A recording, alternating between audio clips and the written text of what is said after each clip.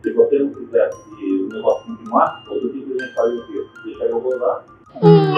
Ou então não tem mais. O vídeo de hoje não é fácil, tá? É revoltante, é asqueroso, é o retrato de tudo o que há de errado quando o poder protege o suposto criminoso e abandona a vítima. Um coronel da polícia militar, né, isso mesmo, um homem que deveria proteger a sociedade, está sendo acusado de abusar da própria filha por anos. E o mais triste, ela tinha apenas 6 anos de idade na época. Né? E tem mais, tá? Tem áudios, relatos, enfim, tudo apontando para o mesmo lado. Só que o que aconteceu com ele? Nada, né? E pior, o sujeito foi promovido 2 vezes, se aposentou tranquilamente e hoje está em casa recebendo um salário gordo, pago com seu dinheiro. Enquanto isso, as vítimas separadas, carregando traumas e vendo a justiça se arrastar como se não houvesse pressa nenhuma. Cadê a punição? Né? Cadê a indignação das autoridades? Porque até agora esse homem sequer foi preso. Será que o uniforme dele é um escudo para a impunidade? Hoje eu vou te mostrar os detalhes desse caso absurdo que está sendo enterrado aos poucos, né? E a gente precisa falar sobre isso. Eu sou Marcelo Milos, fica comigo que depois da vinheta eu te conto.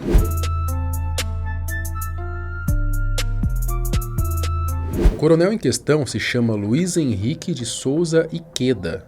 Ele tem 54 anos e, se todas as acusações contra ele forem realmente comprovadas, ele merece um lugar direto no inferno. Eu tenho um caso de um coronel e fica aqui o recado pra você, Coronel Iqueda. Eu descobri por que você tremeu no dia que você me viu lá no Aricanduva. Porque você tá respondendo um estupro vulnerável. Porque você está sendo acusado de abusar da sua filha, que na época tinha 10 anos. Na época dos fatos, o coronel, que ainda era major da Polícia Militar e exercia a função de comandante interino em um batalhão na Zona Leste de São Paulo, se tornou alvo de uma denúncia formalizada pelo Conselho Tutelar de São Carlos, no interior do estado, em julho de 2020. Segundo o relato apresentado ao órgão, ele teria adotado medidas extremamente severas contra o seu filho adolescente de 13 anos de idade, incluindo a privação de alimentos como forma de castigo. O caso veio à tona quando o garoto, tentando fugir de casa, foi encontrado às margens de uma rodovia e, ao ser acolhido, contou às conselheiras a respeito do que ele vinha enfrentando. A situação, que já era delicada e preocupante, ficou ainda pior. O menino relatou que as suas irmãs, que apesar de serem enteadas do coronel, haviam sido registradas por ele como filhas, também estariam sendo vítimas do pai. E nesse caso, elas estariam sofrendo abuso sexual. As meninas tinham ali 6 e 19 anos na época. O conselho então deu início a uma apuração mais aprofundada e convidou a filha mais velha para prestar esclarecimentos. Ao ser ouvida pela polícia, ela confirmou o relato feito pelo irmão e acrescentou detalhes que reforçaram, a gravidade das acusações. A conselheira tutelar ligou para a irmã mais velha desse menino que estava lá e falou: tô com ele aqui, ele tá falando que os irmãos foram abusados pelo pai, que ele sofre tortura, palavras dele, né? E tá tudo isso no documento, que ele sofre tortura, chega a ficar dias sem comer e que ele abusa das irmãs. E a menina falou: ele abusa de mim desde os 10 anos. Que isso? Ele não tá mentindo, não. E aí o major na época, né, hoje coronel, chegou lá e tentaram resolver por ali. Não, foi todo mundo para a delegacia. Se não fosse uma conselheira tutelar de pulso firme, e na época o capitão Leandro estava lá e tentou atrapalhar de tudo que é jeito, tanto que ela conseguiu uma medida protetiva para ela e para as crianças desse major, que seria o pai, né? E, se não me engano, até desse capitão Leandro. E ela virou para ele e falou: Iqueda, você não vai para sua casa hoje, porque tem uma menorzinha lá que tem relatos que ele demorava muito tempo para trocar a fralda dela. E a menina com 6 anos, quando foi pro abrigo, tem relatos aí de automasturbação dela, com 6 anos de idade. Segundo a vítima, os abusos teriam começado quando tinha apenas 10 anos de idade, que parou só quando contou para a mãe, esposa do coronel, o que estava acontecendo. A mulher perdoou o marido com a condição de que os episódios não se repetissem mais. Porém, a mãe das crianças morreu, vítima de câncer, cerca de 7 anos depois, e aí foi quando os abusos voltaram a acontecer, segundo a jovem. O que acontecia era bem triste, A vítima relatou que o pai a forçava a masturbar e a praticar sexo oral. Ela também afirmou que desconfiava da conduta do oficial com a irmã mais nova, na época ainda bem criancinha. Alguns meses atrás, vieram à tona áudios gravados pela própria jovem durante uma conversa com o pai, pouco antes da morte da mãe. O material foi divulgado pela imprensa e, claro, causou uma enorme repercussão, principalmente por sugerir que, de fato, havia algo muito errado acontecendo naquela relação. O mais revoltante é que nas gravações o coronel dá a entender que a responsabilidade por tudo seria da própria filha.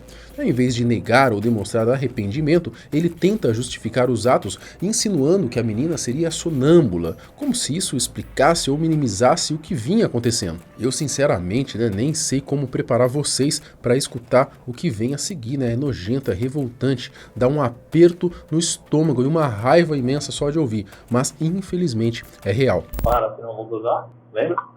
Aí você parava, aí ficava um tempinho sem fazer nada, aí você mexia de novo no meu peito, ele voltava a ficar duro, e você começava de novo. Aí eu paro, senão eu vou gozar de novo. Aí você parava, mochava de novo, aí dava um tempinho, você começava de novo, lembra?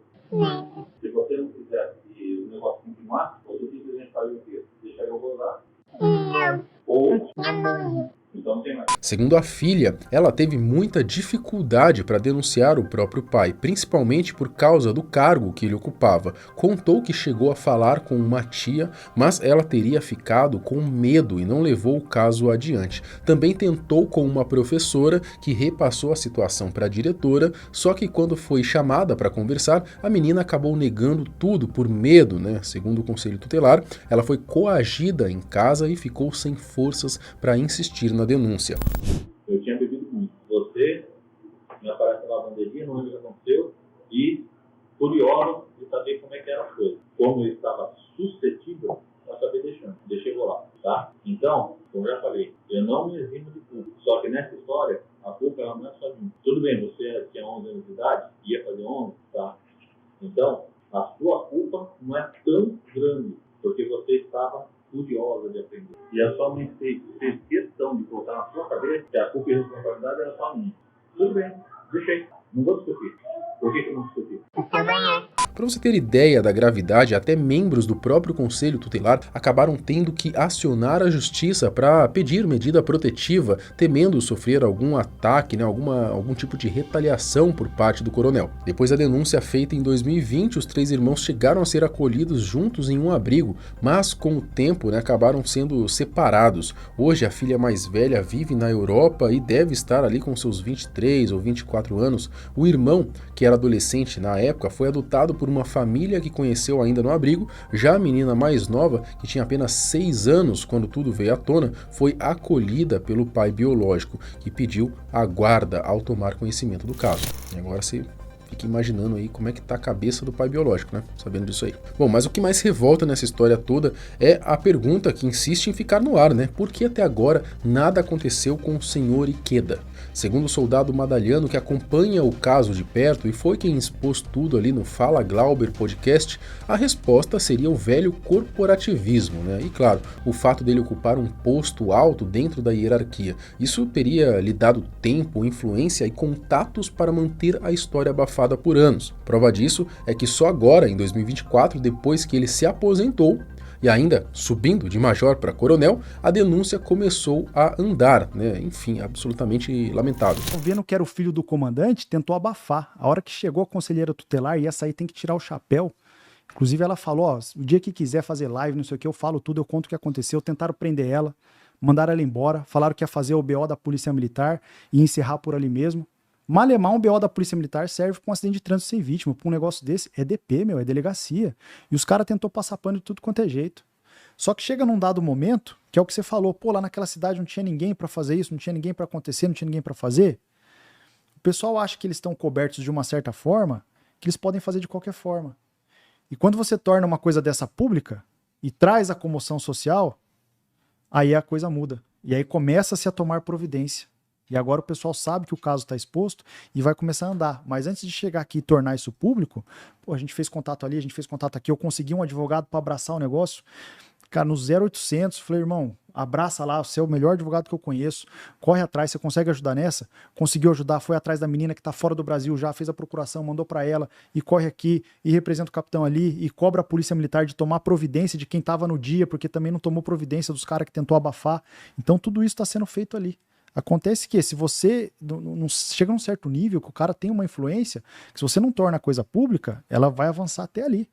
Entendo. Então esse é o próximo passo para que as coisas, tudo que podia ser feito por fora, a gente fez. Aliás, pelos meios legais ali, a gente fez.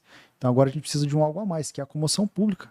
Que alguém fala, meu, é inacreditável uma coisa dessa acontecer. O mais absurdo é que se você pesquisar, até encontra algumas reportagens de 2020 noticiando o caso. Ele chegou a ganhar certa atenção na época, né? Mas depois disso, silêncio total. Tá como se tudo tivesse sido varrido para debaixo do tapete, né? Jogado no esquecimento. Atualmente o caso segue em apuração pela Corregedoria da PM, além de uma ação criminal que investiga o crime de estupro de vulnerável, né? Tudo correndo sob segredo de justiça. Em janeiro desse ano, a Secretaria de Segurança Pública informou que a investigação está sendo conduzida por um inquérito da Delegacia de Defesa da Mulher, né, de Limeira, no interior de São Paulo. E, segundo informações, o processo estaria em sua fase final. A própria SSP declarou em nota: a Polícia Militar esclarece que o oficial citado se aposentou em agosto de 2024.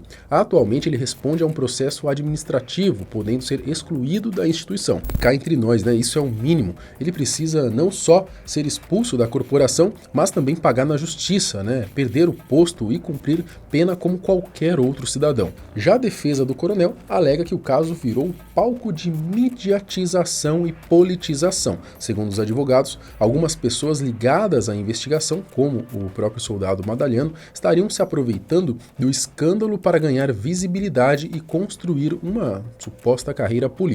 Em maio, a equipe jurídica ainda protocolou um pedido junto à Procuradoria do município de São Carlos para investigar a conduta da conselheira tutelar, acusando-a de ter influenciado o depoimento do adolescente. A defesa reforça que o caso sempre foi tratado com seriedade e que não houve nenhum tipo de favorecimento ao coronel.